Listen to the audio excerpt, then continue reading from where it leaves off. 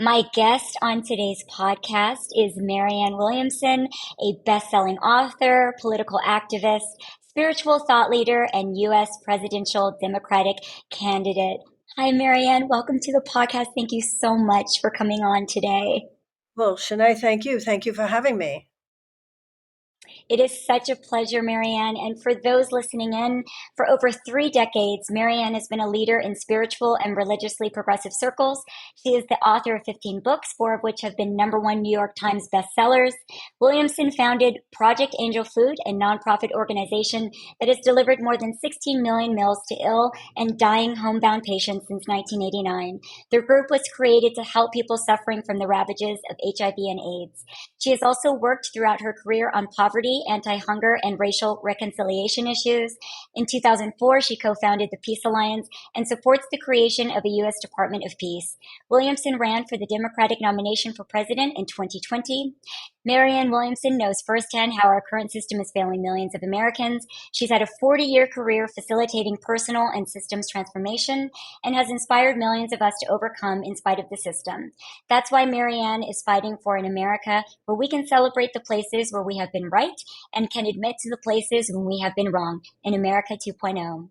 This is not a time for politics as usual, for politics as usual has failed us. And to lead us at this time of peril, the best man for the job is a woman. Don't we know it, right? Oh, yes. Oh, yes. And Marianne, to start off our conversation, for those of us that don't know, why are you and how have you been inspired to run for president of the United States of America? You know, it seems these days, Shenea, that too many people's lives are filled with struggle. And struggling on such a routine basis for so many people, particularly economically, particularly just trying to make ends meet, when you're talking about one of the very wealthiest countries in the world, something is fundamentally wrong. And it's fundamentally wrong in a way that will not change by itself. As you were just mentioning, my entire career has been one of personal transformational, personal growth, personal crises, and how to endure them. But I've noticed over the last 20 years how, for so many people, a period of crisis is not the exception in their life, it's the rule. That people are just finding it too hard and people's lives are falling apart. It's the way things are set up today. And that's because we have made this shift in this country over the last 50 years. And economically, as well as in every other area, the country doesn't really belong to the average American anymore. The average American finds him or herself working for the man, whatever it is. And that's kind of not how America was set up. America, the ideal anyway, not that it's ever been fully actualized, but at our best, we've worked to manifest it, is that everybody, if we work hard and we seek to create and be productive and do wonderful things, will be able to live a dignified life, a life of some level of relative material ease, so that you can pursue your dreams. Too many people in America today live lives constricted by these invisible chains of work conditions that are unsafe, work conditions that are not fair economically, an exploitation model towards the average American, and a sense that the government does more to enable the forces that are doing the exploiting than to protect the people from the exploitation. And I don't think that that system is going to repair itself. I think the only way that system is going to change is if we, the people, step in. Thank you so much, Marianne. Well, on this podcast, on the Live Like an Acrobat podcast, I am doing my best to bring information and education to the circus arts industry that doesn't most times think that politics is for us. We don't think that we should have a voice in Washington, D.C. We've never really had a voice in Washington, D.C. Most oftentimes, it's the big corporations that are speaking on behalf of the circus arts industry. And so I'm really grateful that you are here to shine a light, your powerful light, on the circus arts industry, and also to speak to the issues that we have within the circus arts. We are a billion-dollar industry. We're very, very powerful. We took a huge hit during the pandemic, and those of us within that time who were able to survive that, obviously not only physically but mentally, and to keep our careers, which was very difficult. We were decimated. We didn't really have anywhere to go. We don't have a union, but we were basically told to go find something to do without any money for as many years as you may have to, depending on how long everything lasts. And there was no safety net. There was nothing in support for us. And so many of us started reaching out to our representatives and just stepping in on our own. And I found myself reaching out to lawmakers and those that, even I've worked with previously, because I'm a survivor of USA Gymnastics. So I've had experience working with government, and I've also seen big environments fail. I saw USA Gymnastics fail. I saw spaces that were very specialized, with the people within those environments said, hey, we don't need anyone helping us. We don't need government here. We don't need policy. We can take care of it ourselves. And they drove those environments to the ground. They almost lost gymnastics entirely in America because of the level of exploitation that they subjected all of us to as children and as adults. So for me, it's speaking consistently to an environment that thinks you're being divisive if you're speaking about politics in the circus arts, or that, the environment isn't touched by policy at all, or that we could never be.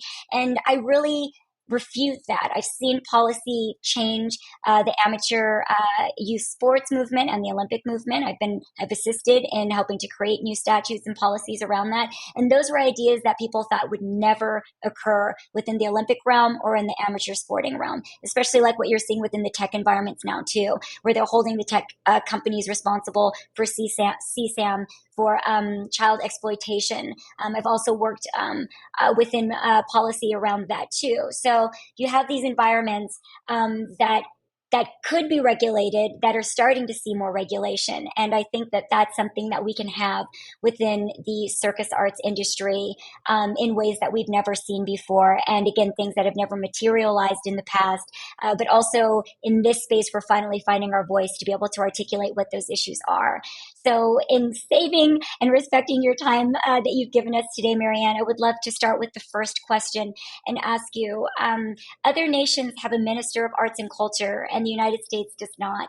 The arts and culture sector in the U.S. has a measurable impact on the economic development comparable to other industries with cabinet recognition. Would you support and or promote a Minister of Arts and Culture to be a liaison between arts organizations and the U.S. government? I absolutely would. We give a tiny proportion of money relative to our GDP to support the arts compared to other countries. This is particularly important because some of the most important arts are not that commercially successful. And if you just leave it to the marketplace, then you're going to be cultivating what may be your lowbrow art forms at the expense of some of the most important ones. That's number one. Number two, whenever you see arts taken out of schools, you're talking about a part of the brain, you're talking about an element of society. If you take the arts out, first, particularly in the development of a child's brain, and the development of a child's orientation, and a society at large, everything starts becoming about money. Everything starts becoming about profit. We are diminishing what kind of a stand for what life is about. And the reason circuses are so important is because, once again, starting with the love of children and awe and beauty and what's possible.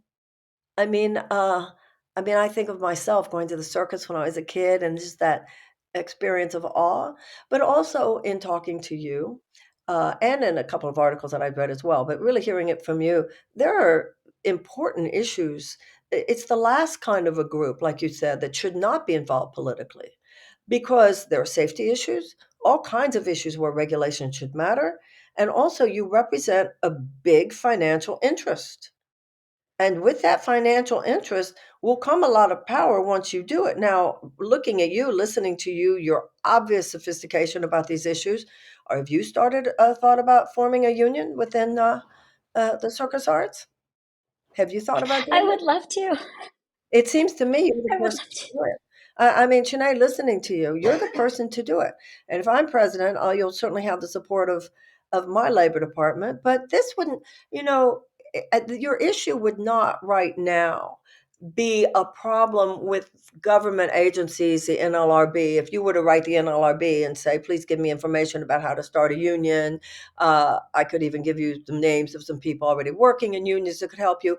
Your challenge will be what you've mentioned, the apolitical habits of your colleagues. But you are also a very inspiring person, a very motivating person. And should you do this, you'll be explaining to people this is why we're left out in the cold during COVID. This is why we're left out in the cold anytime there's an economic downturn. This is why we don't have greater safety precautions. This is, if anybody can do it, you can do it. I mean, you're the one. So that's how I feel about you. You're so amazing. Thank you, Marianne. I hope everyone's listening out there in support I of that. I would love to figure out a way. I mean, this seems to me like this is just there, yeah. And this is a time when um, people would help you. People would help you. Thank you, Marianne. We really appreciate that reflection back. I very much do. And I will continue to see if I can harness that support within the industry. There is so much support for forming a union. And it's been a conversation for far too long. I would say so many people are still so afraid just to even have the conversation and say that they want to form a union within this industry. And I think we need to get far beyond that. Well, Shanae, explain that to me. What are they afraid of?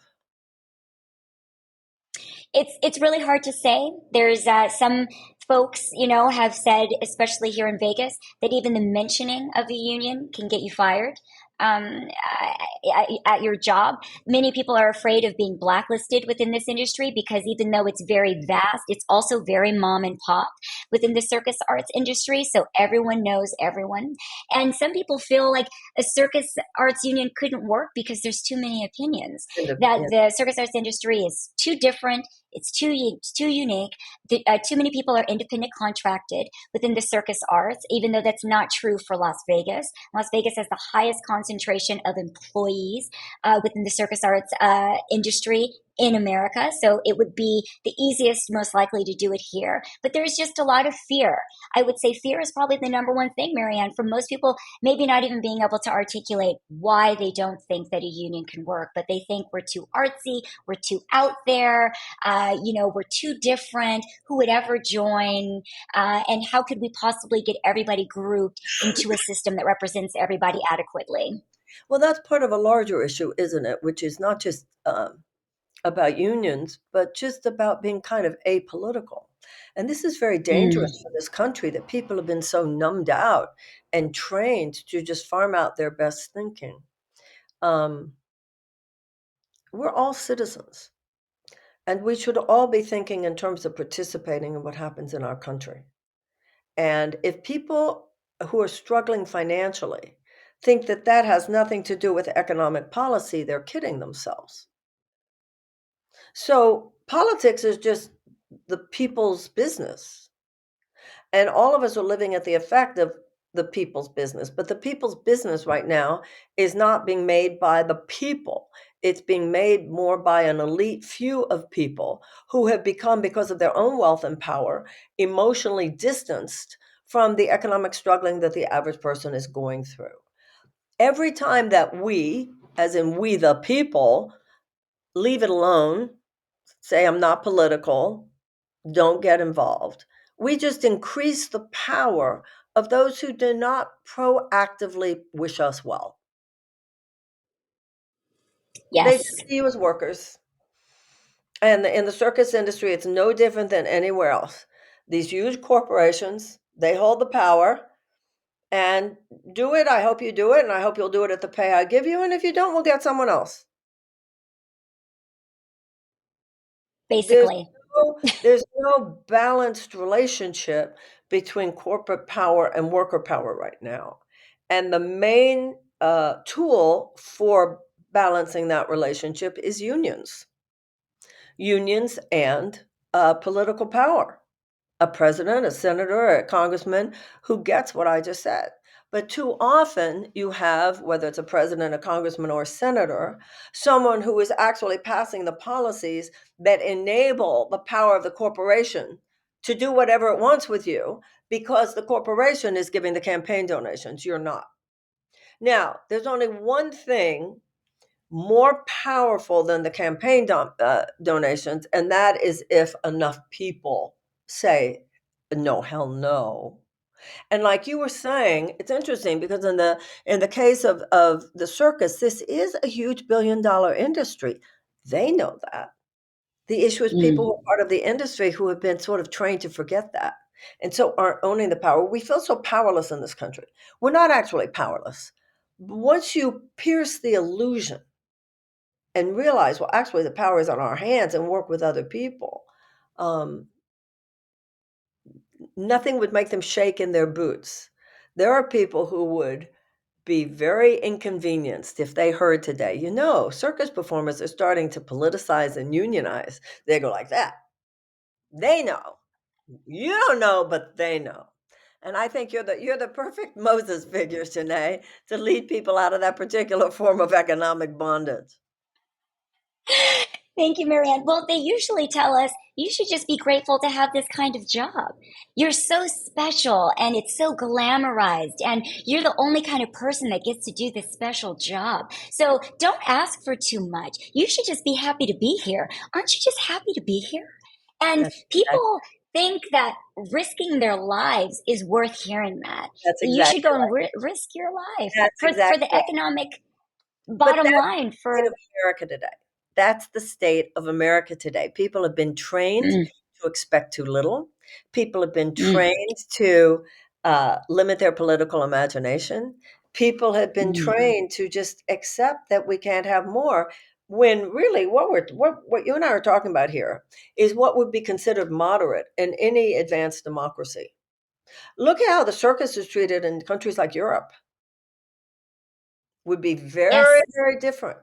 Very different and much more but before people show you respect, you have to own the respect yourself. It has to be a change in us first. They're not gonna those people that you just described, they're not gonna all of a sudden wake up one day and say, circus performers, our eyes have been opened. You deserve so much more. You deserve more pay. You deserve more safety regulations. You deserve better working conditions. I got it. That's not how it's going to happen. It's going to happen when enough of the circus performers say we are contributors to a huge $1 billion industry. It would not be happening if we were not here. It would not be happening if we were not here. We're not asking for anything immoderate. We are asking for a dignified middle class life. And that's what we used to have in this country. The idea that someone is a circus performer working full time and is on any level having to worry about how to pay the rent, or whether maybe another job in addition to this might be necessary is unacceptable. And we need not only a president, we need it not just on the level of the government, but on the level of the individual for enough of us to say no. No, that something's fundamentally wrong with that. And we're not going to go along anymore. We're not angry. We're And, just Marianne, mm, yes, yes, absolutely. Yes. I think a new way can be forged. And when you were speaking about Europe and, Chile, for example, has the oldest circus union in the world. Um, and I've spoken to them at length, and they're like, can't believe that you don't have a union there. They're like, we've been able to facilitate that here. Germany just received arts recognition by UNESCO. And this is a topic that I wanted to speak to you about as well, Marianne, because, we've just rejoined UNESCO due to the Biden administration. The previous administration took us out of UNESCO. And now that we're back in, we still have not signed on to the 2003 convention that would give us the opportunity to have circus arts recognized by UNESCO, like Germany has, or like Chile has. And so these are conversations that we would like to get inside of, but we're not able to do that. And, the other countries, they contact us and, they're like, well, at least you're back in UNESCO, which, again, I remind the circus community, well, that went from one administration to the next. We are either in or we're out, and we lose so much power based upon who is in position, who's in the presidency, who's in office, and how does that affect the circus arts overall? With the rights that Germany has been fighting for several decades, they realized that over the last couple of years, with being able to get UNESCO to recognize the circus arts, and Chile as well has been able to receive that recognition, and we have not. And that's why we have been going forth with the National Endowment for the Arts to be able to get recognition by them that we cannot achieve through UNESCO, like all of the other leading nations around the world that are wondering, why is America always left out of these conversations? And so even with the NEA, it is very bureaucratic. It is very difficult to get a part of that conversation. It's very political. You need a senator or someone to take on that campaign for you, to kind of throw their hat in there and say, we vouch for the circus arts and we will do everything that we can and put our energy behind the circus arts to have the circus arts recognized. And most people don't realize what the individualized category would do for the circus arts in America, how much art reform would go into having that individualized category. We are in the multidisciplinary category. We do not even have our own category within America, which for most people is kind of unheard of. You wouldn't think that the circus arts, with our history, with our contribution to America, that we would not have access to that. That keeps us out of funding. That keeps us out of things of even just easily being able to go and get a loan as a small business in an easy way for our circus companies. Many of us are small business owners, and we are left out of those simple processes that everyday Americans and small business owners are just able to do. But we show up and we say, well, I have the circus arts business. And they say, what and where and who and why? Why should we give you this? What can you show us? And we're like, well, we're a functioning business, just like any other business. This is how we tour. This is the company. This is how much money we make. We do well. We contribute. Yet we don't have the language nor the representation within America to be able to ask for those things, like many other art forms and many other, sectors within America. Well, I totally understand. I totally hear you. You advocate perfectly. And if I were your president, when I'm your president, absolutely, we will join in on the UNESCO uh, uh, nomenclature and naming that as one of the art forms that is recognized as official, and everything that would have to do with support of the elevation, not only of the way circus is seen in terms of business, in terms of the culture, in terms of politics. Like you said, it's art and it's athletics. Um, People get that about athletics now. And that took a while for it to become recognized as the large financial, business, and political power that it is. And circus should be no different. But once again, you have to elect the people who are ready to stand for that, and you have to send people forth, such as yourself, Shenea. Nobody could argue and advocate for what you're talking about better than you can. So whether it's unionizing or any other form, I highly encourage you to do that. I can tell you this is one presidential candidate that you have totally convinced. And this is why people say, well, they don't think politics makes a difference. I'll tell you why it makes a difference. Because when someone such as yourself is talking to a political candidate or to a politician, often you're bringing up topics that politician had not thought of. It wasn't like anything that I've read that you've sent to me or anything that I've heard you say I've disagreed with, but you've told me some things and reminded me of some things. I'm going, yeah, that's true. That the politician simply would not have thought to stand for. So that's why conversation, what you and I are having is the essence of politics. You are advocating, talking to a political candidate. And that's what I hope that you will be able to arouse within your audience, which happen to be circus performers, is guys, we could go to Washington. We could go to Carson City. We can advocate for ourselves. And also, I hope those people realize what a prize they have in you. You already have someone. So I'm talking now to everybody in your community who's listening. You have someone here who can lead this effort. And I don't mean me, I mean Shenea. In terms of what to advocate for. Now, I don't know if that starts, Shenea, and I think this is the work that you have to do, and maybe you already have. Does this start with the idea of union, or possibly more importantly, does it not start with some state laws, right? I think it starts with this, yes, with the state laws, Marianne. And I wanted to speak to that. I'm so glad that you brought that up, because in response to the pandemic, states like Tennessee introduced bills such as the Music Act to ensure that protections for their large constituency, based primarily in the music industry, exceeded emergency responses that would expire beyond the pandemic. However, states like Nevada, for example, with the largest concentrated circus arts industry workforce in America and the world, did not. With many circus workers vulnerable to companies who lack compliance to labor and employment laws, how can policy strengthen workers' rights to unemployment, workman's comp, equal pay, paid leave, and valuable employment benefits, especially those hired as independent contractors? So yes, in speaking to that, Marianne, where is the state level policy, especially in Nevada? What you have to do is you have to find somebody, and it's everything connects to everyone. And you find somebody who is in your state legislature who is known for standing up for really workers in Las Vegas. Well, it is Las Vegas because it has to do it, okay? And there are people. I mean, you have very powerful unions such as culinary arts. I mean, you do have people in Nevada who are doing this. So you find who is somebody. As a matter of fact, you might even set up a meeting with somebody over at the Culinary Arts Union. They would have a meeting with you. This is how it works. People having meetings with people, and you look at the bills that have been passed in Nevada that have to do with standing up for workers in some of these industries. And you'll see, oh, these are the state legislators who care about this stuff. These are the state legislators. And then you call up and you ask if you could have a meeting. I mean, this is Yes. not, a lot of what you're asking for, these first steps would not be difficult. You just have to show up and ask. Now, would they later get resistance from the corporate interest? Yes. But first, you build up your political power base to be able to take on that contest.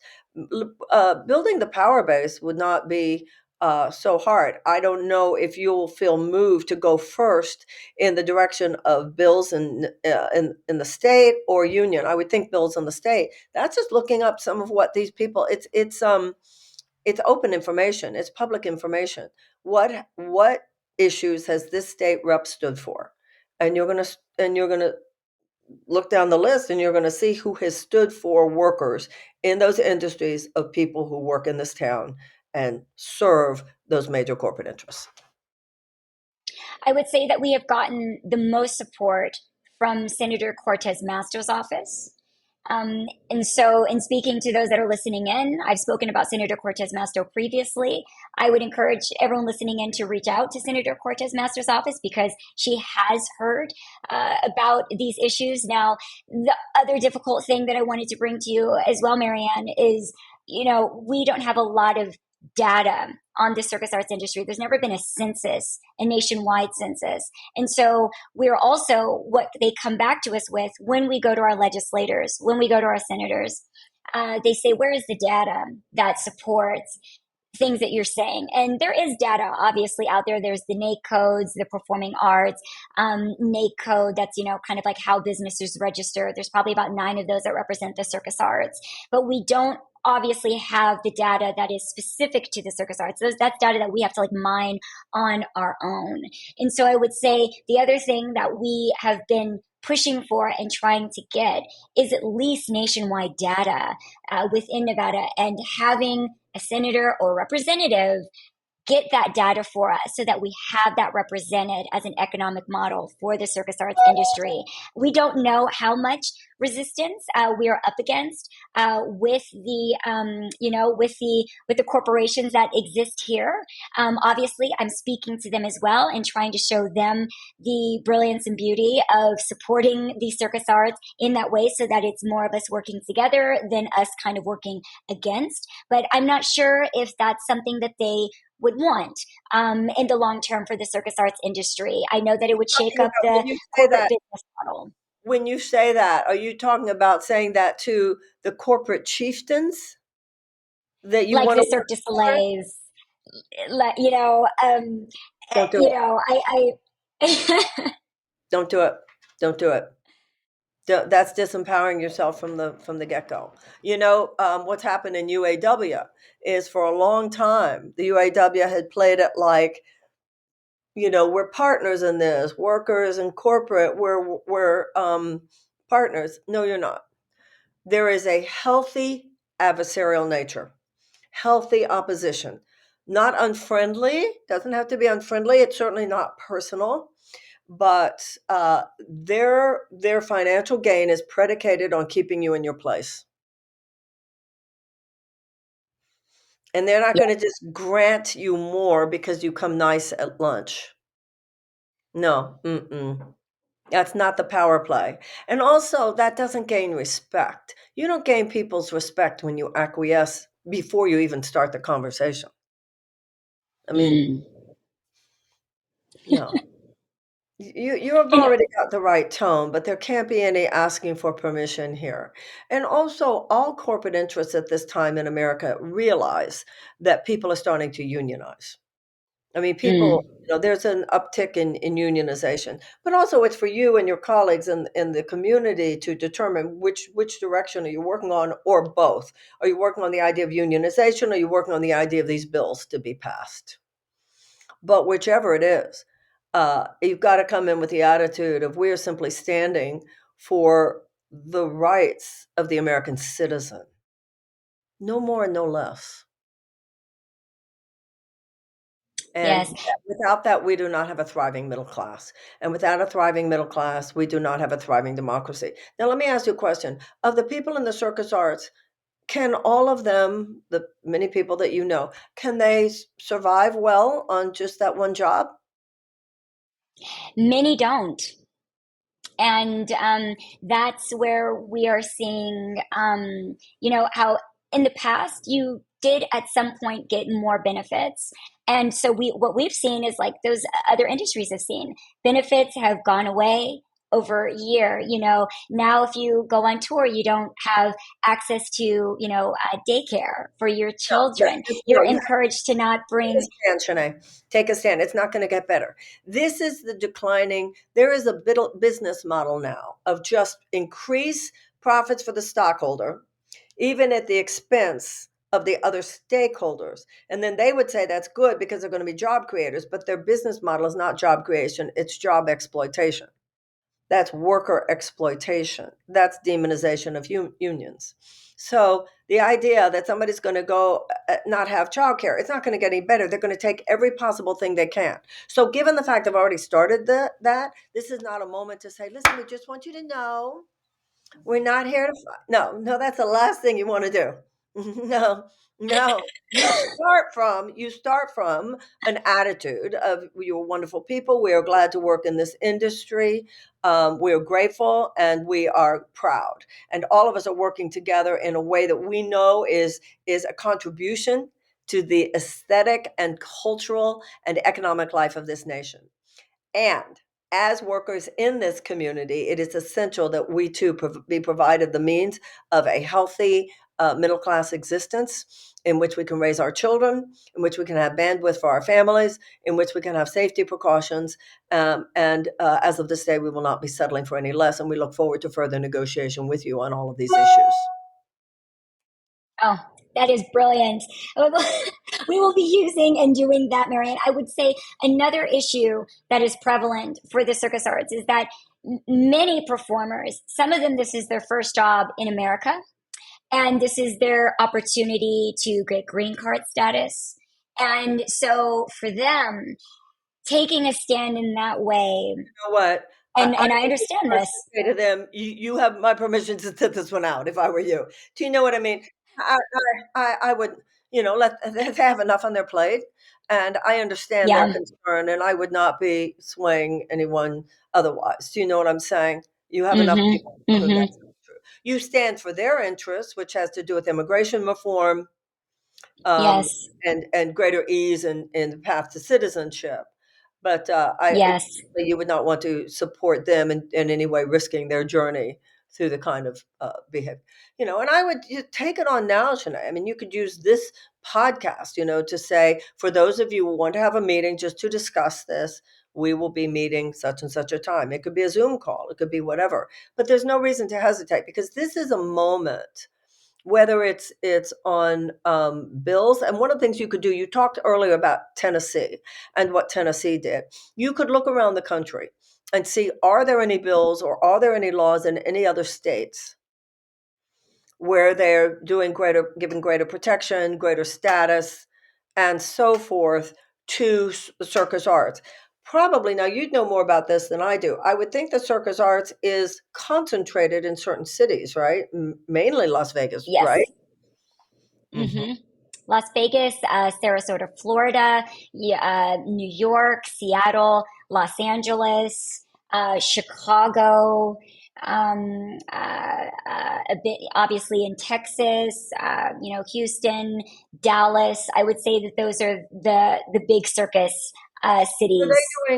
they doing do they have laws in those states that are sort of like templates? Nobody does. So No one does. has anybody started any kind of an umbrella organization? We have started a small umbrella organization. I assist with advocacy with them. I would say that the limits to that organization is within getting too much into politics, which there's disagreement even within the organizations, because You some know of what? us feel very That firmly is that this is the only way to move forward, and others don't. that is a suppressant energy. For Mm-hmm. this is what Martin Luther King talked about: external change and internal change, and it Mm-hmm. can't be either or. But what you're talking about here, whether you're talking about unionization or you're talking about electoral politics, Mm-hmm. anybody in the field of this particular grouping that doesn't want to do that, that is a suppressant energy in this field. If you have 10 people at a meeting and 5 of them want to keep it very apolitical and stay away from unions, that's called a social club, Mm. right? Yes. And that's great. But for those who want to talk about serious political economic shift, then you can start with 3 people. Mm-hmm. You don't need, I mean, you and I are having conversation with 2 people right now. And hopefully there are people who are listening who are going, yeah. Hopefully there are people who will be writing into the chat or writing into you saying, when you have that meeting, I'm in. Mm. It's not Yes. about numbers. It's not about numbers. It's not about horizontal. It's about vertical. It's about depth. But it's time, Shanae. And I can Mm-hmm. definitely, on the union side, I can definitely introduce you to some people. And Mm-hmm. on the political side, uh, you just have to do your homework and see what states have passed any laws, because you have mentioned Tennessee. So you might contact the people down in Tennessee. Are you in touch with the people who made that happen? We would like to be. I would like to be in contact with them. We have not yet. It is Marsha Blackburn, I believe, is her name, the And GOP Marsha candidate Blackburn is a very there. conservative Republican senator. She got Yes, something passed for the circus. That's yes. very interesting. It's it's her bill, and nobody thought that. When I said that, we Wait thought, a minute. wow. Hold on. She's a U.S. senator. So unless this was before she was in the federal government, I mean, she didn't sponsor a state bill because she's a federal legislator. So you have to look It that up. It has, I'm not sure if, I think it's still being proposed. She has sponsorships from Senator Alex Padilla, for example, of California. So it's a Okay, so that combination is of federal folks. law they're talking about passing. And then what would the federal law be? For at this point, I see that it would be just be proposed in Tennessee No, as the Music Act. no, you can't, you don't make a federal law that applies to only one state.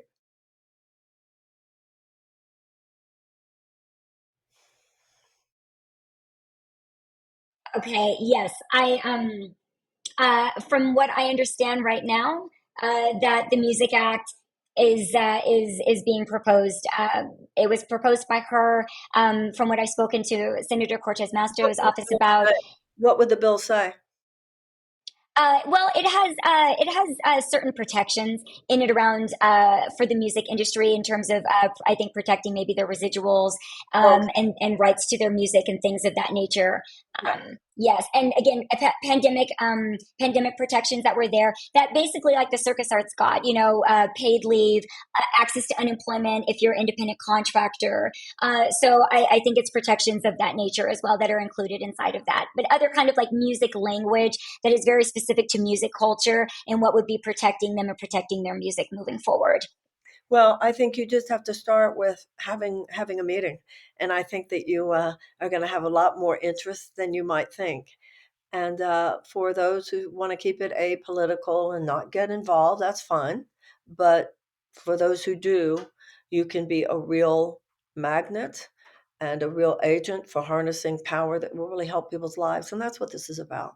This is just about giving people working conditions that are safe, that provide for abundance, that provide for fairness, so that people can have a wonderful career and a wonderful life.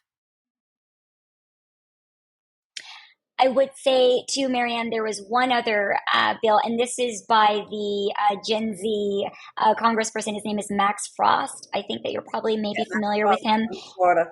Yes, yes, in Florida, and he was able to make it so that visas they capped visa costs for gig entertainers coming in and out of Florida, which is a huge hub for entertainers going on cruise ships, and that was very helpful. And that was probably one of the only other legislation that we could find that the circus arts would fit in.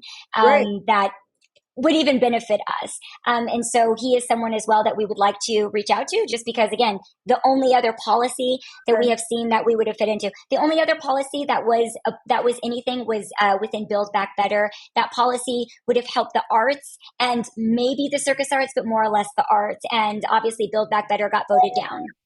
Do you know who the state legislator from Las Vegas is? Okay, that's what you need. Um, I Okay, apologize. find out and have a meeting with this person. You know, you need to remember what you've been telling your colleagues on this podcast. You represent a power base. You represent a power base. It's a big business. You represent that power base. And if you, this first thing you do, have a meeting with the people who respond to this podcast and say, yes, I'd like to have a meeting. Get your team together so that you're not showing up for a meeting with a congressman just yourself. And then decide what would be your ask. And then the 3, 4, 5, 6 of you, whoever that you choose that you know are really there with you, and have it going on in alignment. It's not about numbers; it's about depth of alignment.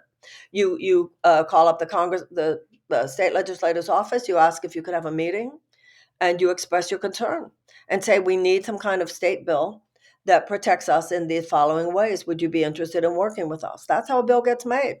That somebody comes from the outside, and if you don't do it, corporate lobbyists do it. So right now, those state legislators are being visited by your bosses.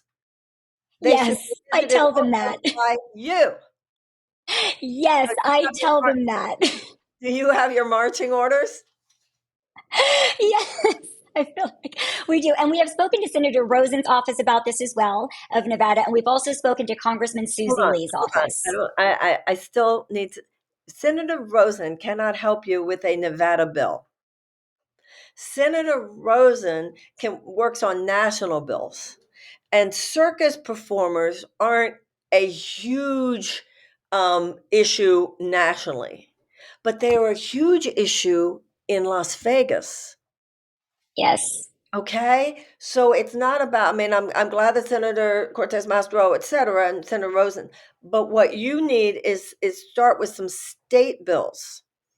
So you start with meeting your Las Vegas state rep. See what I'm saying? Because you want Yes. to go in with a specific ask, and the specific ask has to do with these greater issues of protection and recognition of circus arts performers in Las Vegas. That's a big, important ask that is taken very seriously at a meeting of a state rep. If you go to a U.S. senator with that, her view is that's important. It's important in my state. I want to be helpful, but you have to build up. Does that make sense? Do you see what I'm saying? Yes. I see what you're saying. Mhm. We will do that. Okay. I will If, do that. if there's any information that I can provide, please be in touch with me. I'm at Marianne at Marianne2024.com. If you do move in the direction of unionization, I do have some ideas, a couple people I could connect you to. And but these are it's not either or. You do that which you feel and which your colleagues in the circus arts community feel moved to. But at the very least, do the electoral thing.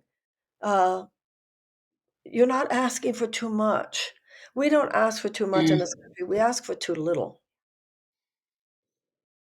So put it out Yes. the word today, and then I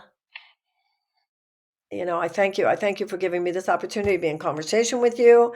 I hope that we can remind all your members and your listeners that tomorrow is a primary election day. I think it should be obvious from everything that we've talked about that I would certainly support you in the kinds of things that you're trying for, because they have to do with just a better life for the average hardworking American. That's just what the president should do, is be advocate for that, uh, and that it is to sort of almost bring the suffering of people and the frustration of people out of the shadows, so that we can have a restored middle class. And this is a career that is already um, glamorous in the ways that you said your bosses are telling you, but it should also be economically fulfilling. It should also be one in which nobody is living with that level of struggle and worry. That's just too rampant in this country, and it needs to stop. Thank you, Marianne. Thank you so much for your support. Thank you so much for your brilliant ideas. And thank you for your encouragement. I couldn't have dreamt or asked for anything more in inspiring this industry to advocate for themselves, to push for themselves, and to ask for more, because we are worth it. And for those listening out there, we have this amazing support that we've never experienced before within this industry. A U.S. presidential candidate is supporting the circus industry, giving us ideas and giving us a map towards a future that I think would be worthwhile, very worthwhile to follow. I'm in your court within the circus industry. I am here to support the industry in any way that I can.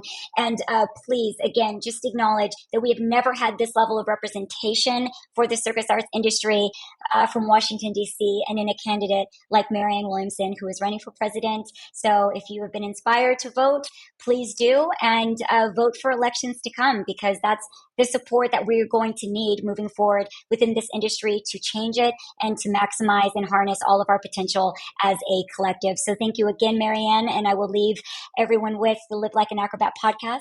Is also available on Circus Talk, the inclusive, independent, and international online network for the circus industry.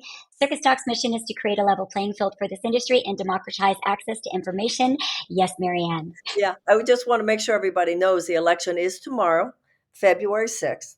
You have to be a registered Democrat to vote for me, but you can register today or tomorrow. So somebody, if you're an independent or a Republican, but you would like to vote for me, you can register as a Democrat for a day and vote for me. And primaries are very, very important. So if you want to keep alive in the conversation on a political level, the kinds of things that Shenea and I were talking about today. I hope that you will show up. I hope you will tell your friends. And remember, it's Tuesday, February 6th. This is the day. Register as a Democrat, vote for me, and let's continue to inconvenience the inconvenience. Let's continue to inconvenience those who kind of need to be inconvenienced right now, so that the working people of the United States can have a more fair share of the abundance in this country. Thank you. Thank you so much. Thank you.